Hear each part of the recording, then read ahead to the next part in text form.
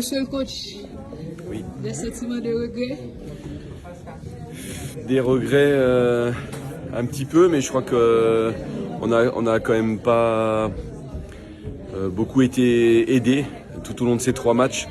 Je pense que c'est des petits détails, c'est des petites décisions, mais ça aurait changé quand même beaucoup de choses parce que marquer ce premier but, ça aurait libéré l'équipe peut-être déjà contre la Chine avec ce penalty qui doit nous être accordé. Et je crois le regret, c'est d'avoir pas vu notre talent offensif parce que on connaît tous voilà, Melchi Dumornay, Mathieu Baloui, Neria Mondésir, et Rosiné Loissin, Roselor Borgella, c'est que des talents offensifs qui n'ont pas pu s'exprimer. Et j'oublie encore Chendeski qui nous a rejoint et Darlena qui va bientôt éclore. Donc ouais, on a une grosse déception par rapport à ça de ne pas avoir marqué de but, quoi. C'est dur.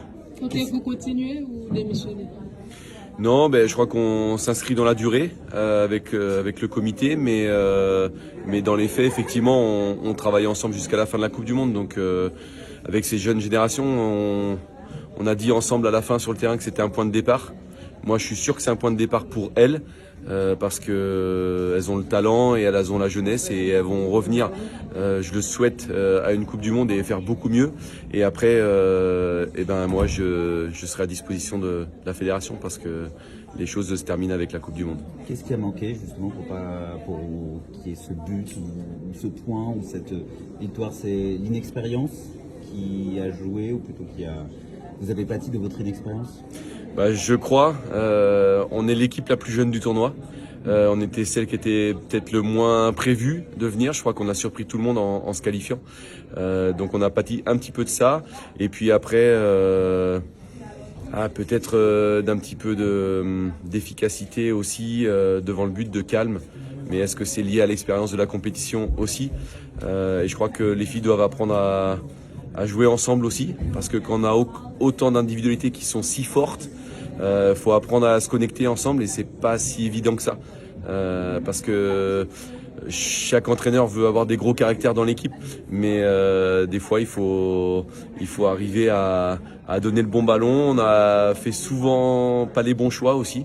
Je dis pas qu'on n'a pas voulu jouer avec les autres, mais des fois on a pensé que c'était possible individuellement, des fois que c'était plus de donner le ballon, et ça c'est des petits choix de haut niveau qu'on apprend aussi avec le nombre de matchs qu'on fait avec ses coéquipières.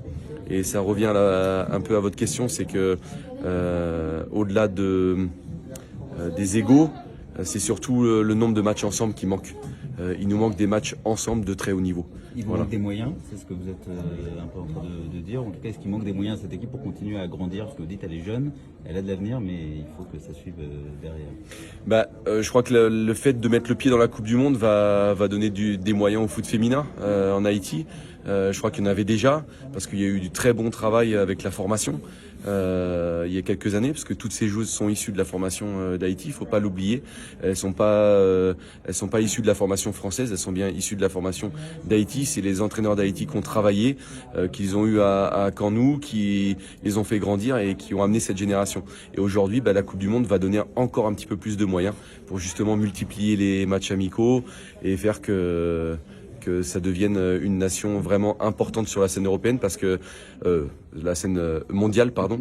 Et je crois qu'on a besoin de ça, parce que quand on pèse sur la scène mondiale, ça influence peut-être un petit peu aussi tout l'entourage du match. Coach, parlant de Canou est fermé, est-ce que cela vous inquiète un peu? Oui, forcément. On peut être que inquiet parce que nous, on nous parle des jeunes générations.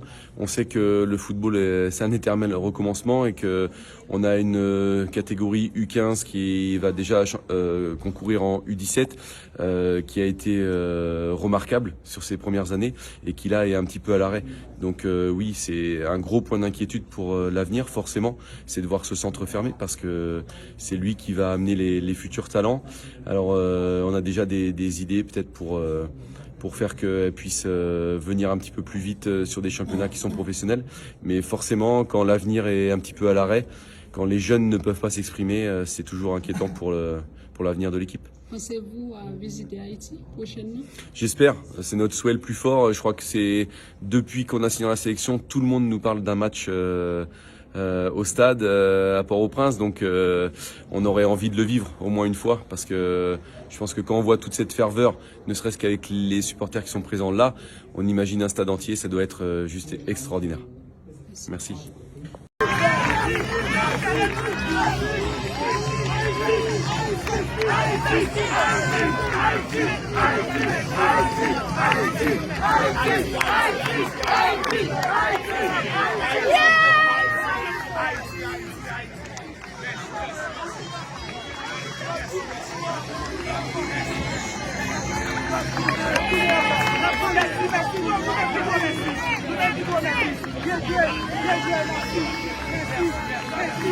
Merci.